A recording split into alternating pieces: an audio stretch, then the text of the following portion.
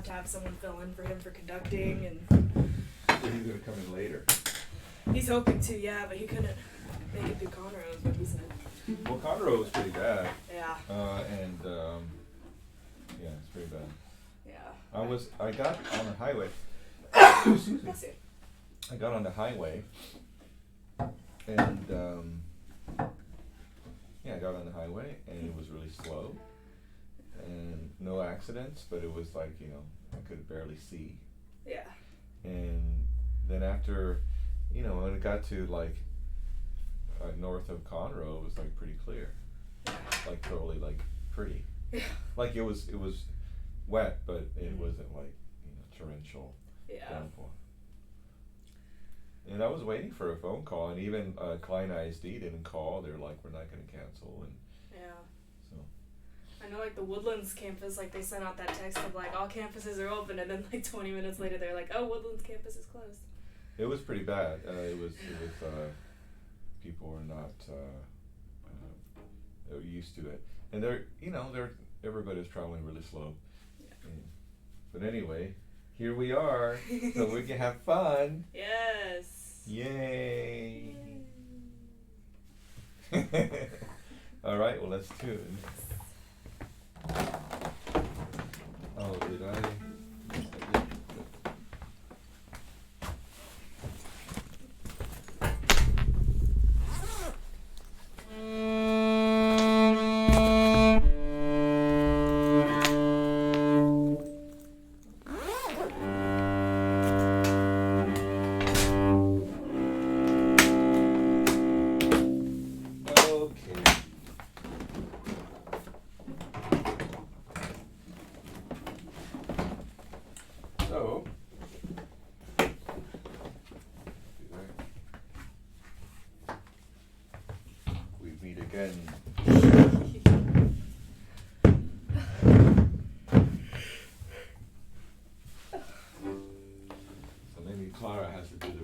Today, all by herself. Well, if it doesn't clear up, I mean, Conroe was pretty bad. Yeah. And I even called my brother, who was he lives in Conroe. He said that his wife couldn't go to work. Yeah. A lot of people are staying home today. Yeah, and we're supposed to get, I know like a few hours from now we're supposed to get hit with some rain, but who knows. Lovely time.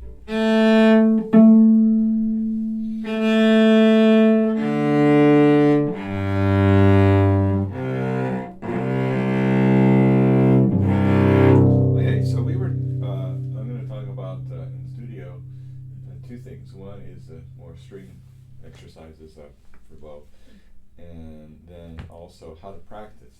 And so people are kind of overwhelmed, especially the young uns, and don't know how to practice. But one thing I want to bring back is this idea of self-imposed deadlines, which is, if you had a paper due tomorrow, guess what you're doing tonight?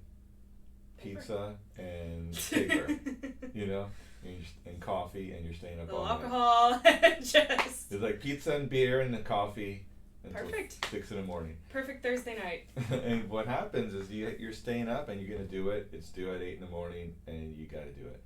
And no matter how hard you try to like not do it or hope that something happens, because even if class is canceled, you submit it online, and so there's no excuse. So.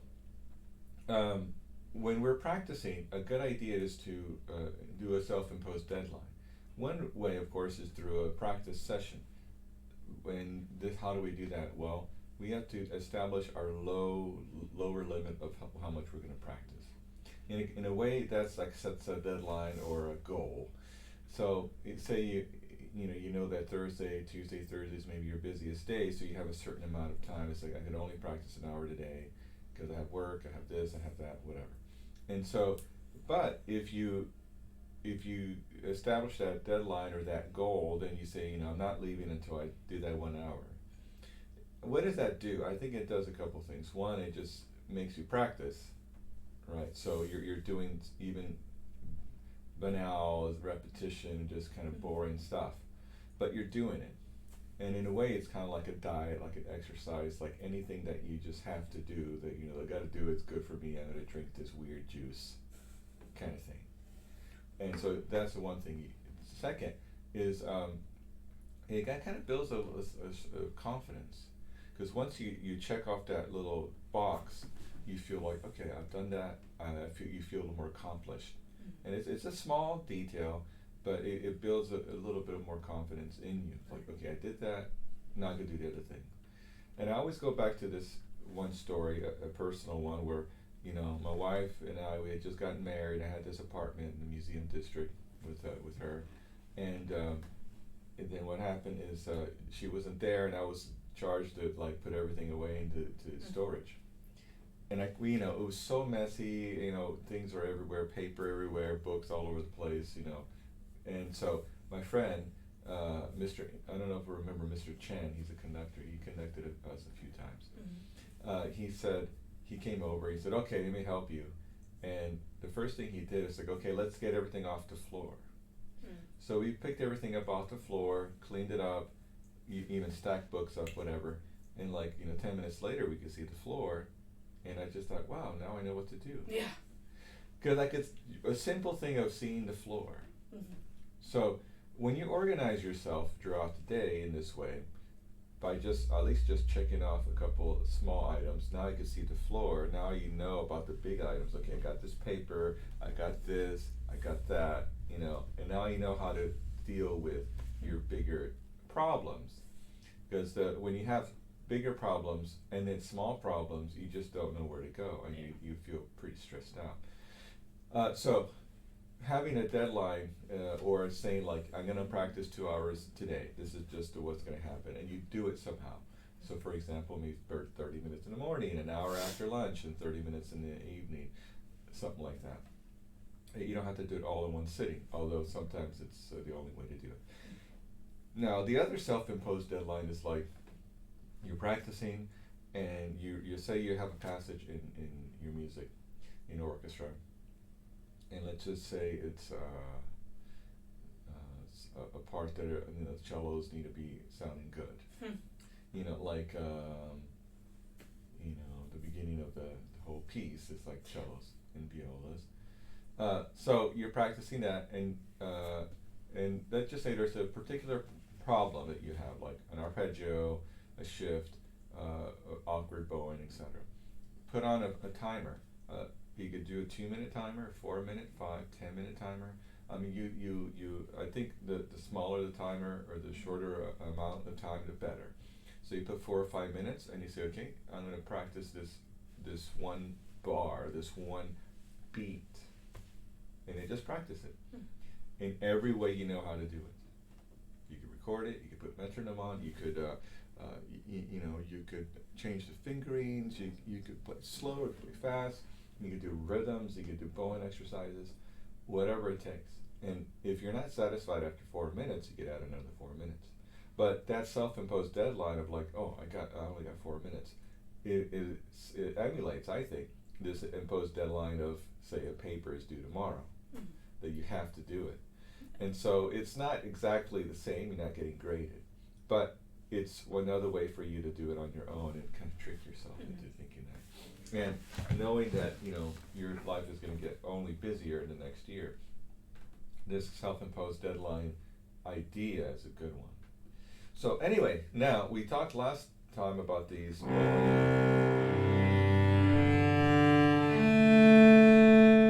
Let's practice like this. Let's do a very light warm-up. Ready? Forward and up. Down and back.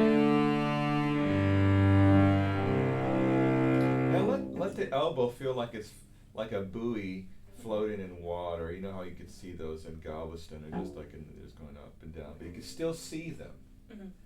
Don't dip too far down that you're underneath the water, and then too far up that you're out of the water. When you're too far up, usually the shoulder's down this way, and too far down, usually you're like, this one is imbalanced there. So it's easy to see what's going on. Ready? And forward and up.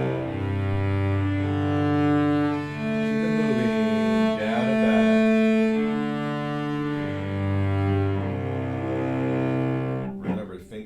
nice and loose here. Firmer up here. Just a little bit. And loose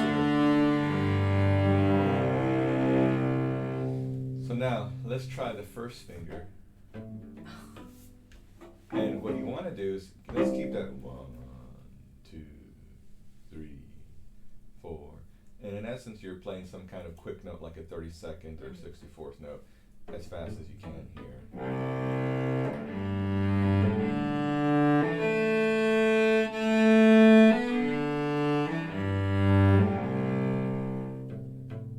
Without moving the bow. The point is, don't shake the bow. Yeah.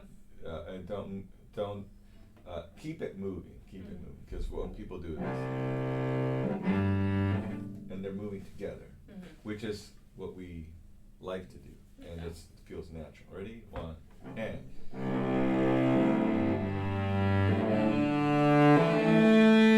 And down and back. And up and forward. And down and back. Good.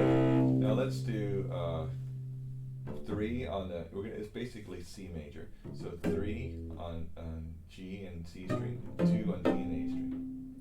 Like this.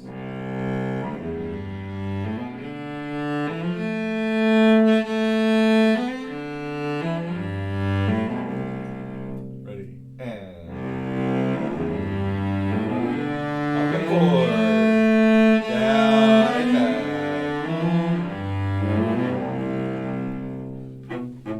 How fast can you make those happen? Rum, rum. Ready? Let's think. Louis XIV, French court. Ready? Go.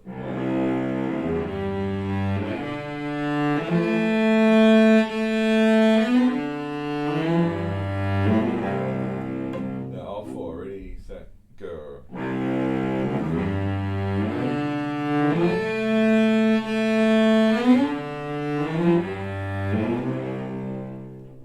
Now can you play a scale like this?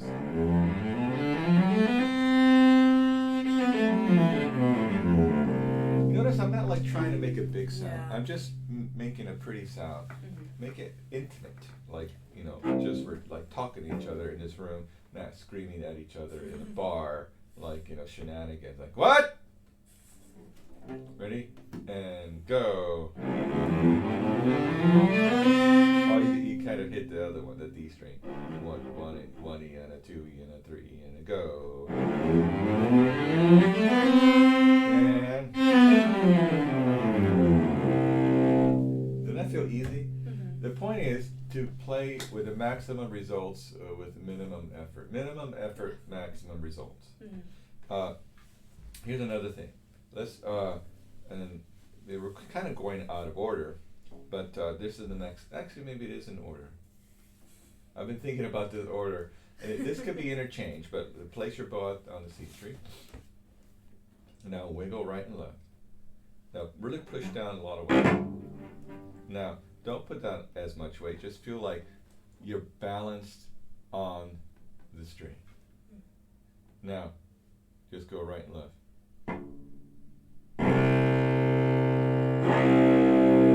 Now go to the tip. Now you can put down a lot of weight, so you feel like you're pushing down over here, meaning you're pushing down at the frog, and you feel like the string is underneath your hand. But now release the weight and just see, if you don't have any weight and flat here, you can see how you wiggle right and left. Give yourself maybe more 1 inch a little bit closer to here. So do this, like no weight. Now, I want you to add in just like micro amounts of weight, you know, like just dust, like a micro dust. And then pretty soon, there.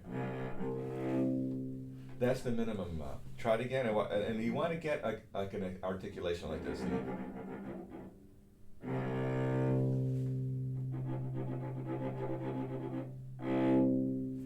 So make it like very dusty, and all of a sudden like it's like a true feeling. See. That's all you need.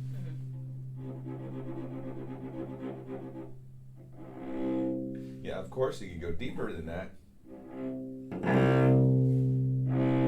So now let's go to the G string. Let's find that minimum. Find that minimum. That one, it wasn't as good, was it? D string. Find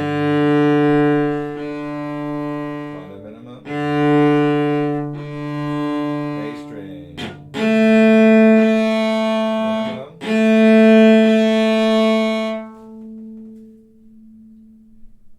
Now, let's move back and think about like your shoulder.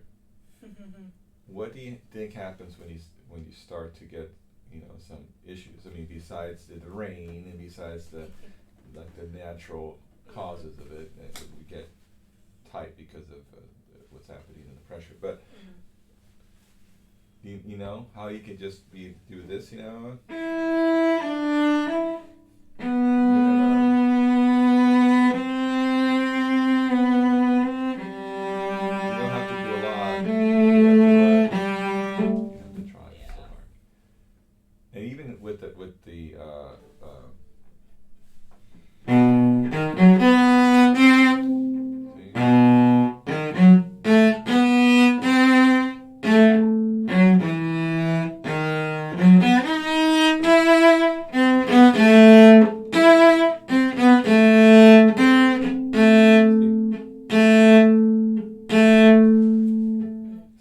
That's good. It's almost good enough just say you're just leaning that way or you're leaning that way. Yeah.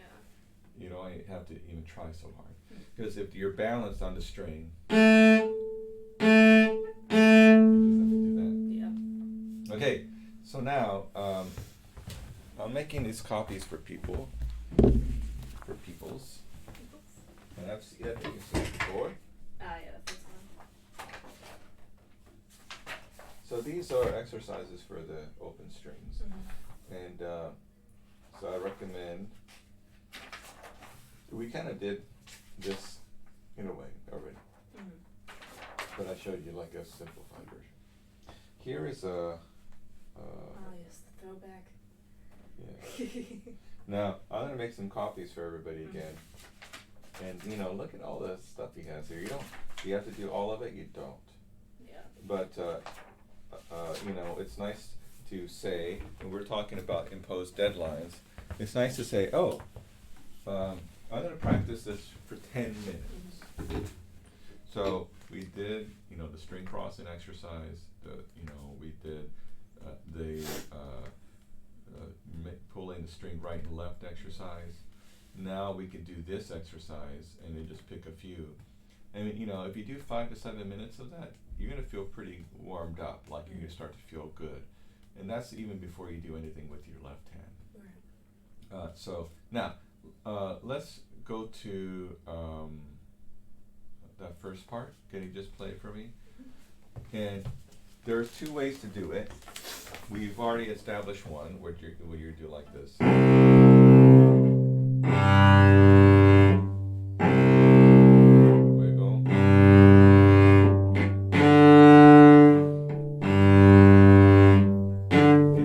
That way, just the first part.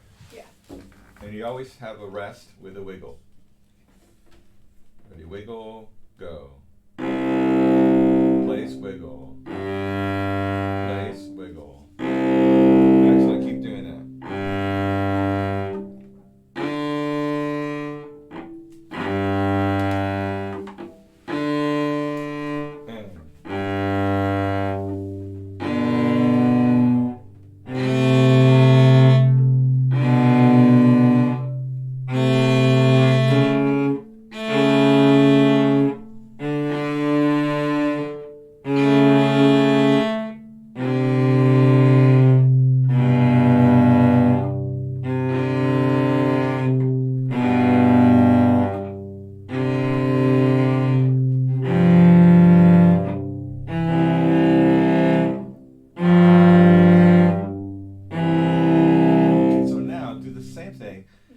And feel the same way, except now it's a continuous motion. Led by the arm. Lead with the arm. And your fingers are helping establish the wiggle. See my forearm, my hand, but my arm is the lead. Ready? And go.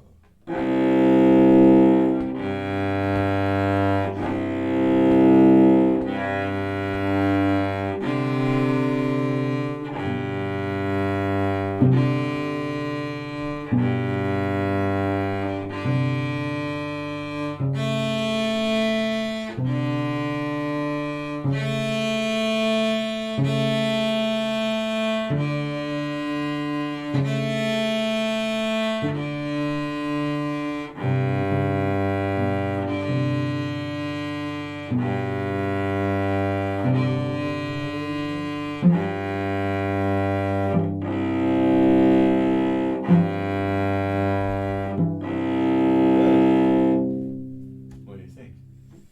It sounds good, Yeah. right? It sounds like you're having great sound. You relaxed. There's very little like feeling of tension in there. Just feels like it's flowing. You know, at the end it got a little stuck. Yeah, I But- felt that. But it's isn't it funny? It's like sometimes that's why we can't have nice things. We mess it up. You know, so Yeah. I like that saying, like, and that's why we don't have nice things. Mm-hmm. But because you're used to the other way, Yeah. and you just played really beautifully, and then you're like, oh, I gotta go back to tight. You don't have to. You can just trust yourself. You know. Yeah. Watch my arm going down, my forearm. I mean.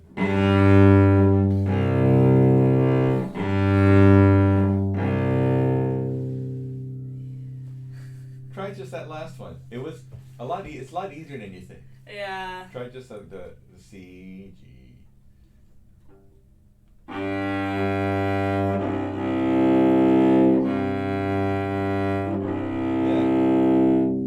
Isn't that easy? Yeah. Now, if you add just a little bit of body movement.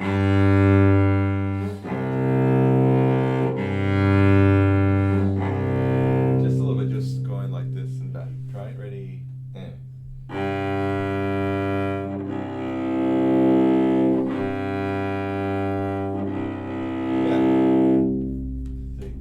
It just loosens things up even more. Yeah. Now, if you diffuse your energy too much and you move too much, I mean, then you're not hitting the target. Mm-hmm. Lynn Harrell, a famous cellist, I saw him give a few classes. He said, just hard to hit a moving target. Yeah. So if your cello's moving too much, you're probably not going to get the notes. So it's, but if you're not if you don't have an efficient feeling in your body, if you don't move a little bit, then you will gather up a lot of tension.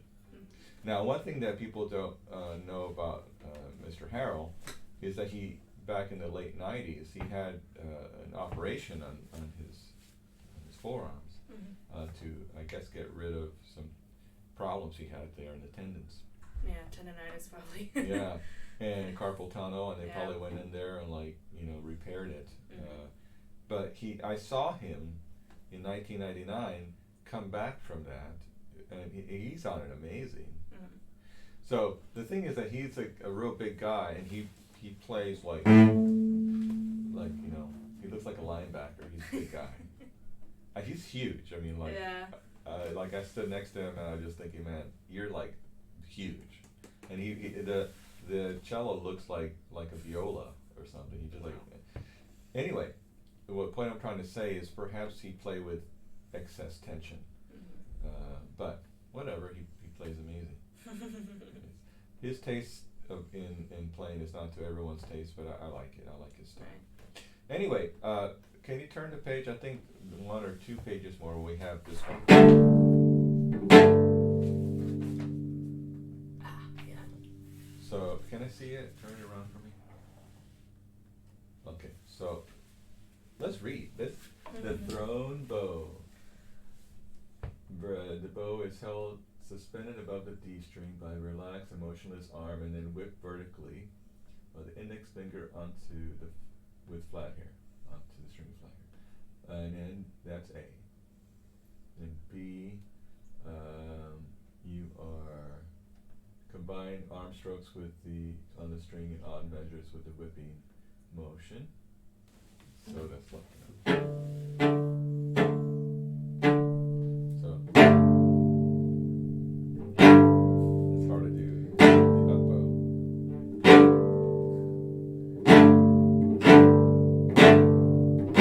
Let's try. Let's just do the first 4 measures. Ready? So yeah, you can turn around if you like, okay? See, flat here. Go. And. So when you go to the down bow position, my hand is cocked this way, so to speak, and then it's going that way. So you can't start here and expect to go. Yeah. So as you move your wrist and your fingers to the right, keep them in that position, because now you're ready for the up bow. Ready, and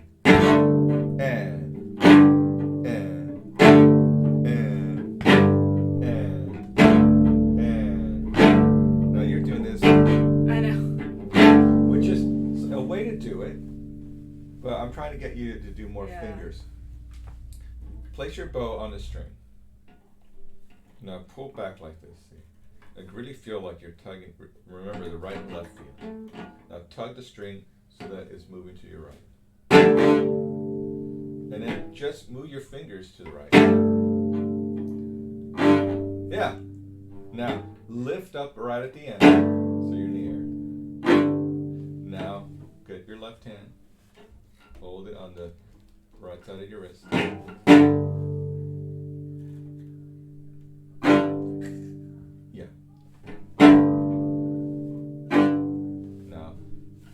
Left side of the wrist.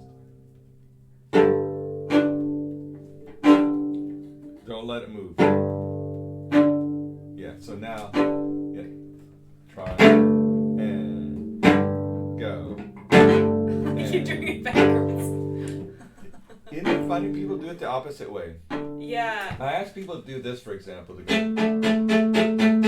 left, right, and they go like. I don't have an answer for that, except that I think it must be a feeling of like looking up from an upper position and lower position. Yeah. Like we can't see it, like you can't see it this way. Yeah. Or we don't have a mirror to see what's happening. It reminds me of a dentist who told me that the first test in dental school is like this mirror image training. Like if you don't pass that test, you can't be a dentist. Because think about it, looking at you from the top, and then they have a mirror, and they have to drill into you. You understand how complicated that could be? Yeah. Right. So you have to get used to that, being able to see through that little mirror. Yeah. So I think there is something there that's making us confused by looking this way to that. Yeah. Do you see what I mean? So you have to spend a lot of time in the mirror. Is actually helps a lot when you're playing. So if you're teaching little kids, it's like get in front of a mirror and just make sure your bow is straight. Make sure you're this or make sure you're that. They'll figure it out. Yeah. I have to tell you though that once I tried to do tie a bow tie, which is, if you ever want to feel ridiculous, 1, try to tie a bow tie. 2, put a baby seat in the back seat of the car. Those 2 things really frustrate people. It's true. Especially dads. Anyway, and I was looking at the mirror image, the image of myself on the camera, but it's not mirror image. Yeah. They flip it for you. Right? Yeah. So it took me like an hour to finally, I was like, I'm just going to go to the restroom. Yeah. I went to the restroom and I did it like in 30 seconds. Yeah. Anyway, so we have these problems, cello problems. Okay, so now let's do like this. Faster. Ready, go.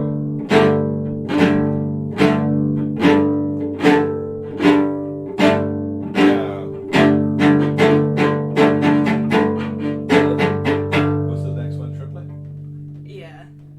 How's it look? Okay. Ready, go.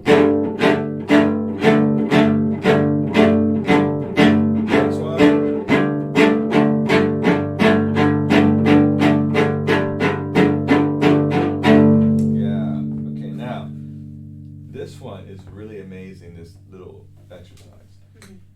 So let's just let's do that last one on number 4. Okay. So we're just gonna hit the strings. Ready? 1, 2, 3, 4, 5, 6, 7, 8.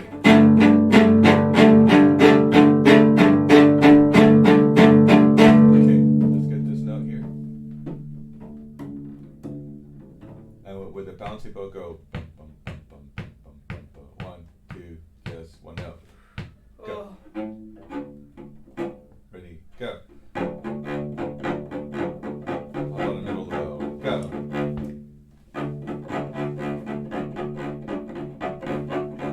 Do the same thing you did before. I know. Now go a little higher for comfort. Ready? Go.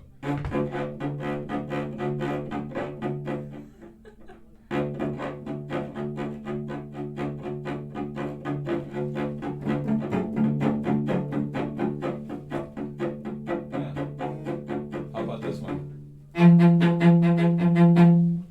It's like a finger F. Ready? 2, 3, 4. Thank you.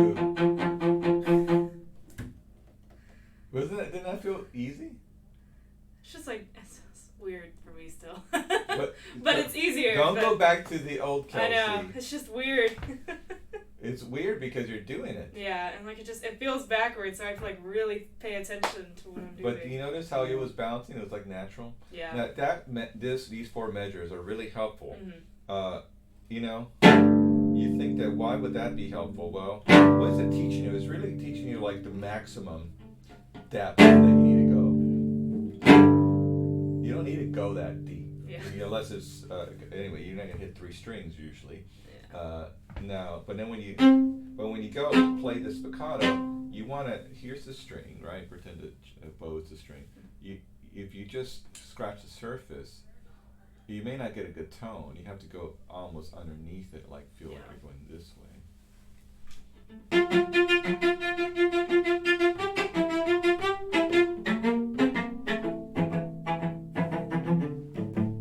And I'm not very good at spiccato, I have to admit. I'm like really bad at spiccato.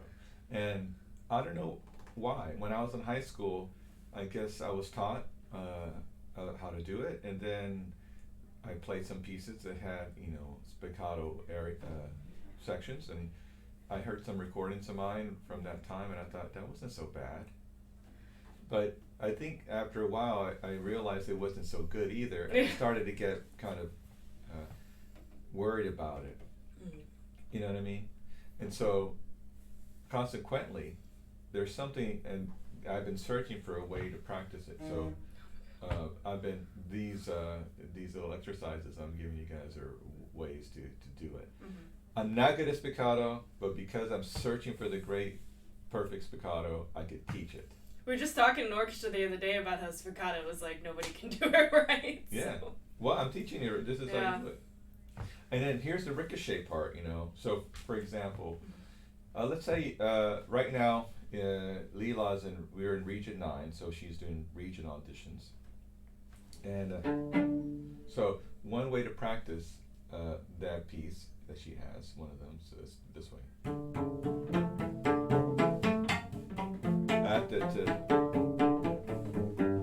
And you can play with ricochet.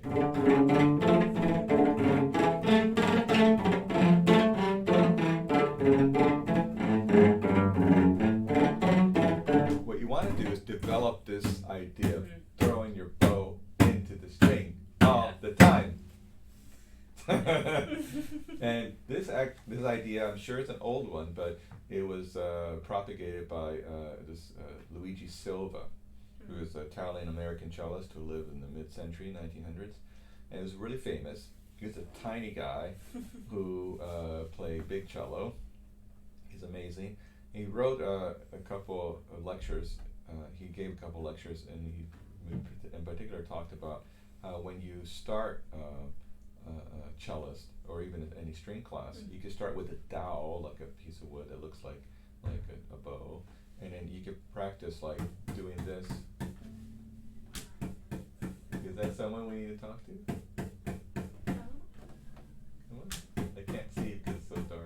I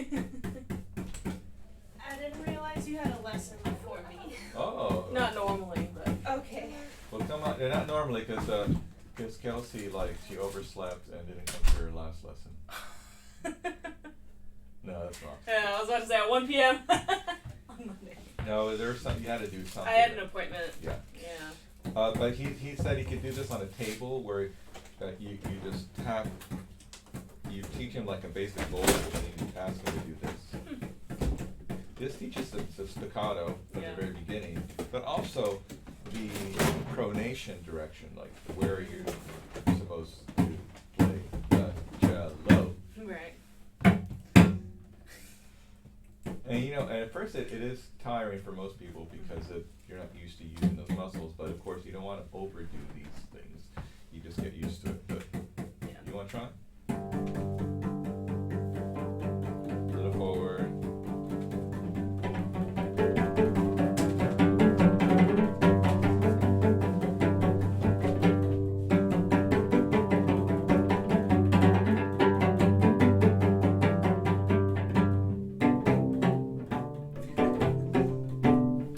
You play. You're my accompaniment.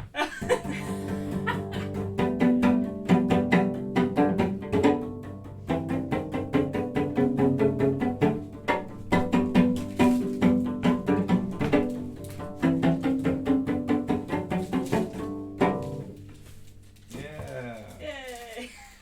What's another? It's like we all wish it was Christmas, because then we could go on vacation and watch Grey's Anatomy. Grey's Anatomy for Heck like 2 weeks in a yeah. row.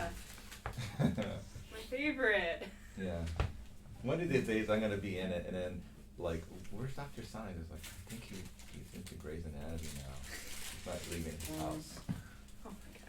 I'm gonna like walk into one of my lessons and you're gonna be sitting there watching Grey's Anatomy. With some popcorn. Hey. Oh, you're gonna sit down and it's like, oh, I love this one.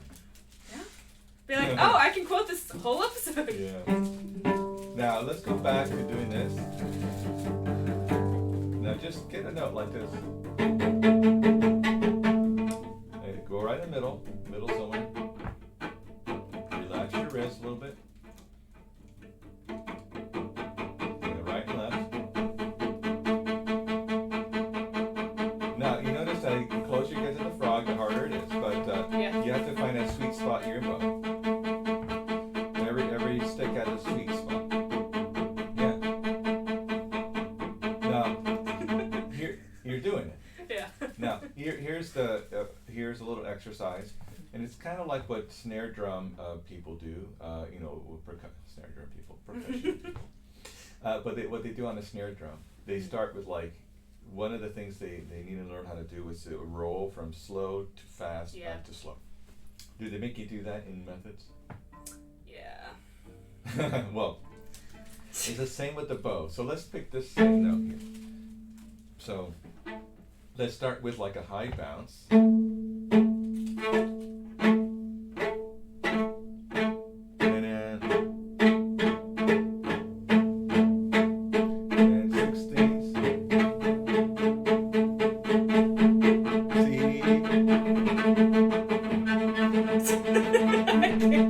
So what happened there? So you start watch what happens as you play with bigger bow strokes. Is like a bigger motion, meaning the whole arm is moving. See? And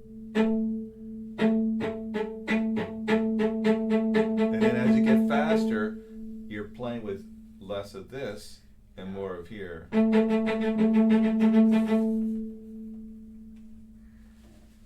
It's harder to move. Can you try it? And you notice that the bounce is not as high. It's getting so that it's the bounce is very close to the Right. string. Ready? And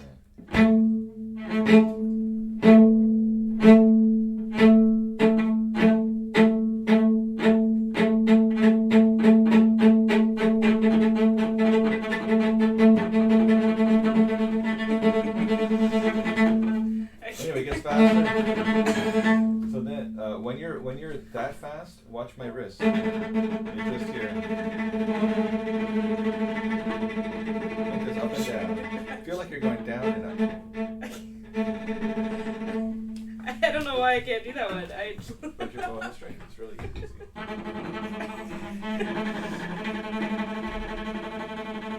Yeah, working your thumb, but almost. Thumb.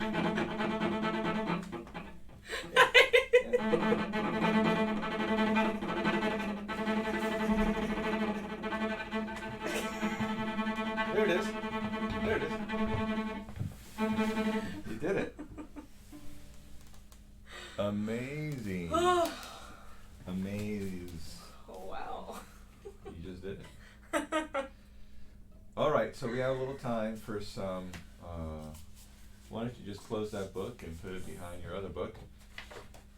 And let's look at the ending of this thing. The Brams. Bram's ending. Bramsykins. He's a Bramsican? Mackenzie and I add like ekins onto like everything. So Bramsykins. She also calls Shostakovich Shasti. I mean, me too. It's so much more fun to say Shasti. No, I was telling him about you. Oh, well, yeah. Saying Shasti instead of Shostakovich. Shasti. It's funny. It's fun. So.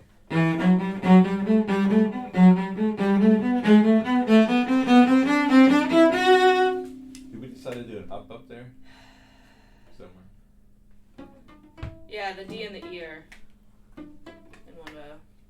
Yeah, let's try it. Yeah. 1, 2, slowly. One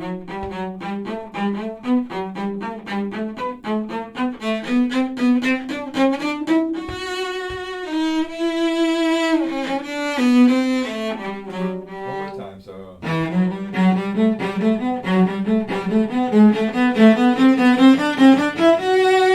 It's okay if you want to make the first of each three accented, but try not to accent it like a, and then the other two are like a short-legged pirate, like with a wooden leg, because it sounds like.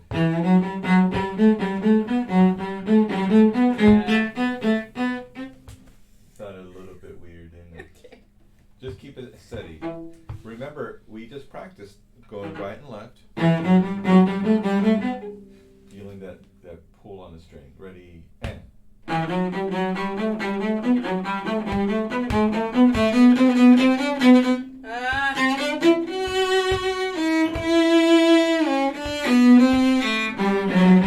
Now, when you're playing eighth notes, it needs to be really a little clearer, because that 2 against 3 feeling, the piano's going to have the 3. So.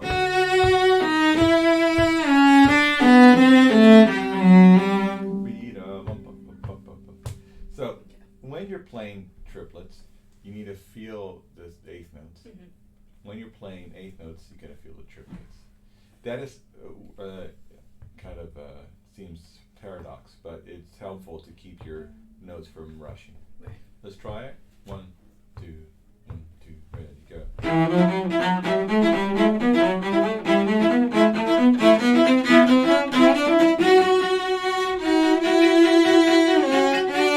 Slow down too much. Again.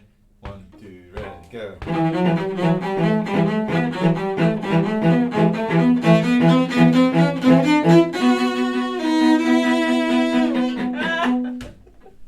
Sorry, I went too fast too. Ready, again, go.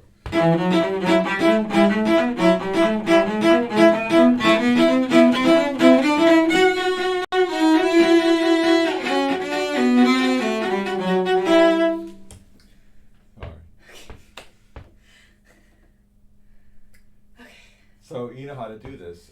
You could play with metronome and set it at a triplet subdivision and play the eighths.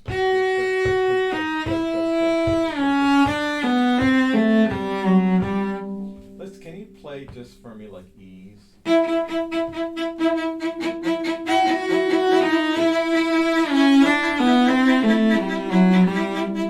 wanted to do something different, right? That was hard for me. Yeah.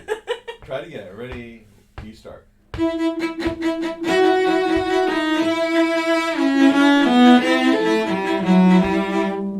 Again. Go.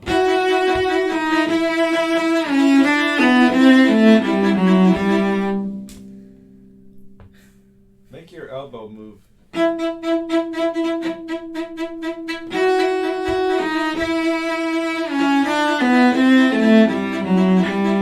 Faster and one, ready.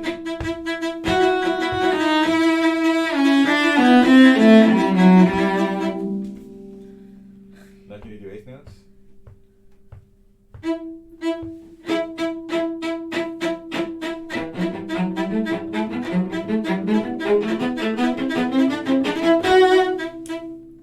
Hurt your brain? Yes. So we're kind of adjusting to each other a Yeah. little bit. When you play with the metronome, it's not adjusting at all. Yeah. So you have to adjust to it. So that's what's good about the metronome. It's a truth teller. Right. So it tells you the truth. And you know, when you're on stage, you're by yourself, or you're with a partner or with a group. So, but if you have that training, you're going to be a lot more solid partner and steady. Yeah. So now, good. Let's try again. This time, just start in that spot and go on. 1, 2, ready, and. Okay. Ready, and. So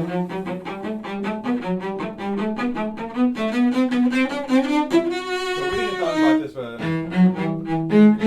you can go. Yeah. You could do that. Now, the argument against that is that you have 3 notes here and then 3 notes here. Yeah. So, and it keeps the same system of in groups, grouping of notes. Yeah. So, hey, can you turn on that light for me? Yes. Because I couldn't see you. Thank you. Okay, ready, again.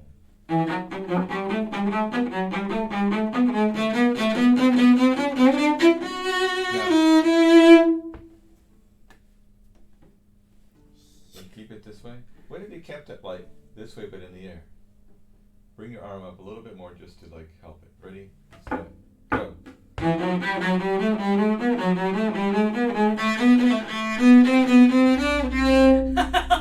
So hard. It's difficult, right? Because you're hanging on here, and you know, maybe it's in the end it's not such a bad thing, except that when you squeeze it is a bad thing, and this Yeah. makes you squeeze, Yeah. and we need honestly a space in there. Man, it's crazy. I used to play without my thumb back there too. I don't know how I did that. And. Yeah.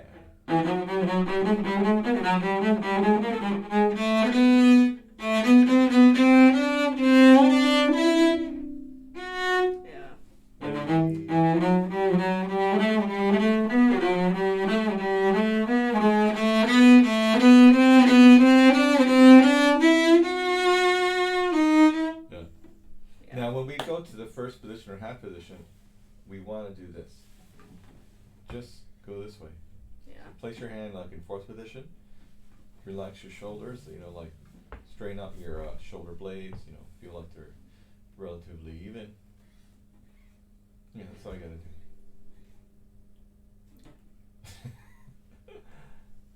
Yeah, because I like to go like Yeah, all like, the way. Yeah, you're like twisting your whole body. It's like, woo. You don't have to. Yeah. You don't have to do that. It's unnecessary. So, see?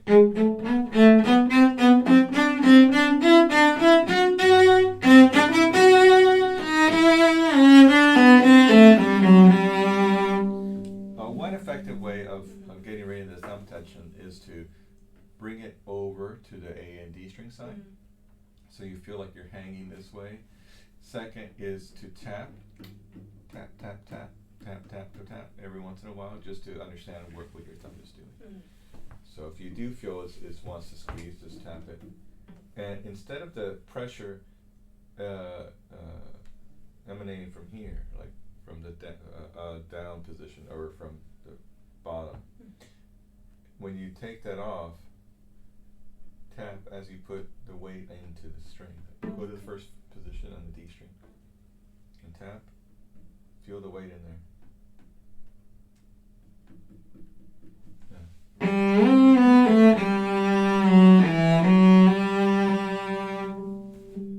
See?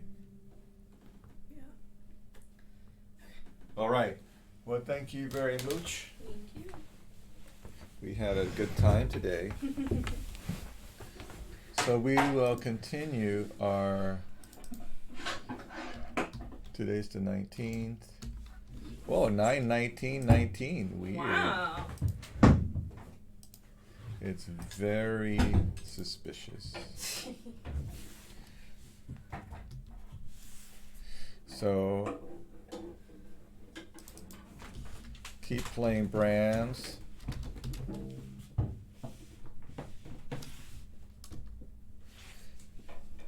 And can you bring like Julio in next time? Julia? Yeah. Besides Brahms. Yep. Sure thing.